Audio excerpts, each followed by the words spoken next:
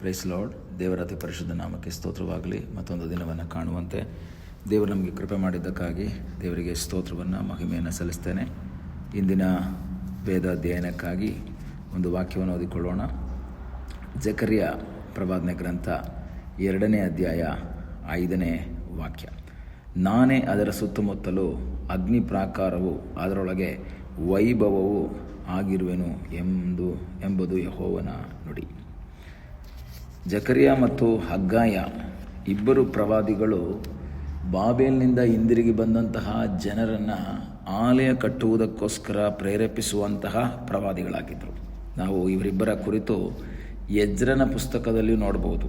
ಸಾಧಾರಣ ಈ ಹಗ್ಗಾಯ ಜಕರ್ಯ ಕೊನೆ ಭಾಗದಲ್ಲಿ ಬಂದಾಗ ನಾವು ತಿಳ್ಕೊಳ್ತೀವಿ ಇದು ಲಾಸ್ಟ್ ಮೊಮೆಂಟಲ್ಲಿ ಈ ಹಳೆ ಒಡಂಬಡಿಕೆಯ ಕೊನೆಯ ಪ್ರವಾದಿಗಳು ಅಂತ. ಅಲ್ಲ, ಅವರು ಎಜ್ರನ ಕಾಲದಲ್ಲಿದ್ದವರು. ಯಾಕೆಂದರೆ ಎಜ್ರನ ಪುಸ್ತಕದಲ್ಲಿ ನಾವು ಈ ಜಕರ್ಯ ಮತ್ತು ಹಗ್ಗಾಯನ ಕುರಿತಾಗಿ ನೋಡ್ತೀವಿ. ಯಾಕೆಂದರೆ ಆಲಯವನ್ನು ಕಟ್ಟುವುದಕ್ಕಾಗಿ ಬಂದಂತಹ ಜನರು ಆಲಯವನ್ನು ಕಟ್ಟುವುದಕ್ಕಾಗಿ ಪ್ರಯತ್ನ ಮಾಡಿದಾಗ ಅಲ್ಲಿ ಏನಾಗ್ತದೆ, ಸಮಸ್ಯೆ ಆಗ್ತದೆ, ಕೆಲಸ ನಿಲ್ಲಿಸ್ತಾರೆ. ಅಲ್ಲಿ ಆಲ್ರೆಡಿ ನೆಬೂಕದ್ನೆಚ್ಚರನ ಮೂಲಕವಾಗಿ ಫುಲ್ ಟೋಟಲ್ ಆಗಿ ಪೌಳಿಗೋಡೆ ನಾಶ ಆಗಿದೆ, ಆಲಯ ನಾಶ ಆಗಿದೆ, ಅರಮನೆ ನಾಶ ಆಗಿದೆ, ಏನೂ ಇಲ್ಲ. ಈಗ ಆಲಯ ಕಟ್ಟುವುದಕ್ಕಾಗಿ ಅವರು ಬಂದಿದ್ದಾರೆ. ಆಲಯ ಕಟ್ಟುವುದಕ್ಕಾಗಿ ಬಂದಾಗ ಆಲಯವನ್ನು ಕಟ್ಟುವಂತಹ ಕೆಲಸಗಳು ನಡೀತಾ ಇದೆ. ಆದರೆ ಅಲ್ಲಿ ನಾವು ನೋಡಬೇಕಾದ್ರೆ ತುಂಬ ಜನ ಬಂದಿದ್ದಾರೆ, ಪೌಳಿ ಗೋಡೆ ಇಲ್ಲ, ಸೇಫ್ಟಿ ಗೋಡೆ ಇಲ್ಲ. ಸಾಧಾರಣ ಯಾವುದೇ ಒಂದು ಪಟ್ಟಣವನ್ನು ಸೇಫಾಗಿ ಕಾಯುವಂಥದ್ದು ಪೌಳಿ ಗೋಡೆ. ಈ ರಾಜರುಗಳ ಕಾಲಗಳಲ್ಲಿ ದೊಡ್ಡ ಈ ಕೋಟೆಗಳನ್ನೆಲ್ಲ ಕಟ್ತಾರೆ. ಆ ಥರ ಇರುವಂತಹ ಕೋಟೆಗಳು ಅಂದರೆ ಪೌಳಿ ಗೋಡೆಗಳೆಲ್ಲ ಕೆಡವಲ್ಪಟ್ಟಿದೆ. ಈಗ ಪೌಳಿ ಗೋಡೆ ಇಲ್ಲ, ಪಟ್ಟಣಕ್ಕೆ ಸುತ್ತಲೂ ಪೌಳಿ ಗೋಡೆ ಇಲ್ಲ. ಅದು ಆಲಯವೆಲ್ಲ ಕಟ್ಟಿದ ನಂತರ ನೆಹಮ್ಯನು ಬಂದು ಪೌಳಿ ಗೋಡೆಯನ್ನು ಕಟ್ಟೋದು. ಇದು ಈ ಜಕರ್ಯನ ಕಾಲದಲ್ಲಿ ಇವಾಗ ಪೌಳಿ ಗೋಡೆ ಇಲ್ಲ ಅಲ್ಲಿ. ಆಗ ಜನರಿಗೊಂದು ಭಯ ಇದೆ. ನಾವಿಲ್ಲಿ ಬಂದು ವಾಸ ಮಾಡಿದ್ದೀವಿ, ನಮ್ಮ ಸುತ್ತಲೂ ಕಾಂಪೌಂಡ್ ಇಲ್ಲ ಅಥವಾ ಪೌಳಿ ಗೋಡೆ ಇಲ್ಲ, ನಮ್ಮ ಪಟ್ಟಣಕ್ಕೆ ಮತ್ತೆ ಏನಾದರೂ ಶತ್ರುಗಳು ಬಂದು ಆಕ್ರಮಿಸಿಬಿಟ್ಬಿಡ್ತಾರೆ, ಮತ್ತೆ ನಮಗೆ ಶತ್ರುಗಳು ಬಂದು ನಮ್ಮನ್ನು ನಾಶ ಮಾಡ್ತಾರೆ, ನಮ್ಮ ಆಲಯವನ್ನಾಗಿರ್ಬೋದು, ನಮ್ಮ ಮನೆಯನ್ನಾಗಿರ್ಬೋದು, ನಮ್ಮನ್ನಾಗಿರ್ಬೋದು ಅವರು ದಬ್ಬಾಳಿಕೆ ಮಾಡಿ ನಮ್ಮನ್ನು ನಾಶ ಮಾಡುವ ಸಾಧ್ಯತೆಗಳು ಇದೆ ಎಂಬುದಾಗಿ ಅವರು ಭಯಪಡ್ತಾರೆ. 4ನೇ ವಾಕ್ಯದಲ್ಲಿ ಓದುವಾಗ ನಾವು ಈ ರೀತಿ ಓದ್ತೀವಿ, ನೀನು ಓಡು, ಆ ಯುವಕನಿಗೆ ಈ ಮಾತನ್ನು ತಿಳಿಸು, ಯೆರೂಸಲೇಮಿನಲ್ಲಿರುವ ಜನ ಮತ್ತು ಪಶುಗಳ ಸಂಖ್ಯೆ ಅಪಾರವಾಗಿರುವುದರಿಂದ ಅದು ಪೌಳಿ ಗೋಡೆ ಇಲ್ಲದ ಹಳ್ಳಿ ಪಳ್ಳಿಗಳಂತೆ ಹರಡಿಕೊಂಡು ನೆಲೆಯಾಗಿರುವುದು. ಪೌಳಿ ಗೋಡೆ ಇಲ್ಲದಂತಹ ಪಟ್ಟಣ. ಈಗ ಉದಾಹರಣೆ ಹೇಳೋದಾದರೆ, ನಮ್ಮ ಮನೆಯ ಸುತ್ತಲೂ ನಾವು ಕಾಂಪೌಂಡ್ ಹಾಕಿರ್ತೀವಿ, ಬೇಲಿ ಹಾಕಿರ್ತೀವಿ. ಯಾಕೆ? ಸೇಫ್ಟಿಗೋಸ್ಕರ. ಬೇರೆ ಮೃಗಗಳು ಬರಬಾರ್ದು, ನಾಯಿ ಒಳಗೆ ಬರಬಾರ್ದು, ಬೇರೆ ಯಾರು ವ್ಯಕ್ತಿಗಳು ಬರಬಾರ್ದು. ಕೆಲವರೆಲ್ಲ ಕಾಂಪೌಂಡ್ ಕಟ್ಟಿ ಅಲ್ಲಿಗೆ CCTV ಕ್ಯಾಮ್ರಾ ಎಲ್ಲ ಅಳವಡಿಸಿರ್ತಾರೆ, ಯಾರು ಬಂದರು ಅಂತೆಲ್ಲ ಗೊತ್ತಾಗೋದಕ್ಕೆ ಸೇಫ್ಟಿಗೋಸ್ಕರ. ಈಗ ಇಲ್ಲಿ ಈ ಪಟ್ಟಣಕ್ಕೆ ಯಾವ ಗೋಡೆನೂ ಇಲ್ಲ, ಎಲ್ಲ ಕೆಡವಲ್ಪಟ್ಟಿದೆ. ಆಗ ಇವರಿಗೊಂದು ಭಯ ಇದೆ ಮನಸ್ಸಲ್ಲಿ. ಆದರೆ ದೇವರು ಜಕರ್ಯನ ಮೂಲಕ ದೇವರು ಮಾತಾಡ್ತಾ ಇದ್ದಾರೆ, ನಾನೇ ಅದರ ಸುತ್ತಮುತ್ತಲೂ ಅಗ್ನಿ ಪ್ರಾಕಾರವು ಅದರೊಳಗೆ ವೈಭವವೂ ಆಗಿರುವೆನು.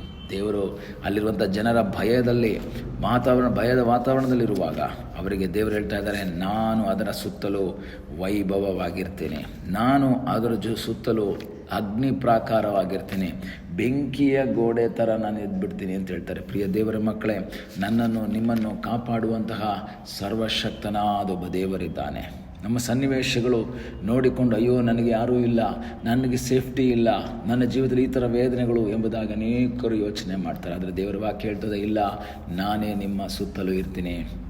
ನಮಗೆ ಗೊತ್ತು, ಎಲೀಷನನ್ನು ಕಾಯುವುದಕ್ಕಾಗಿ, ಎಲೀಷನ ಸೇಫ್ಟಿಗೋಸ್ಕರವಾಗಿ ಅಗ್ನಿ ರಥಗಳನ್ನು, ಕುದುರೆಗಳನ್ನು ಕಳುಹಿಸಿದಂತಹ ದೇವರು ನಮ್ಮ ದೇವರು.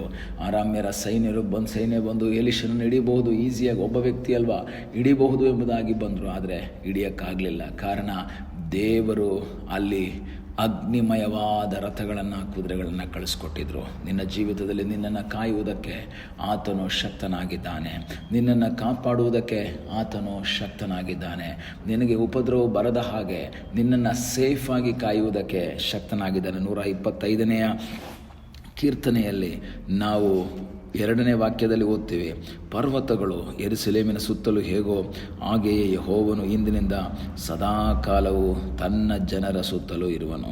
ವಾಕ್ಯ ಹೇಳ್ತದೆ, ನಮ್ಮ ಸುತ್ತಲೂ ಸದಾ ಕಾಲ ಇರುವಂತಹ ಸರ್ವಶಕ್ತನಾದ ಒಬ್ಬ ದೇವರಿದ್ದಾನೆ.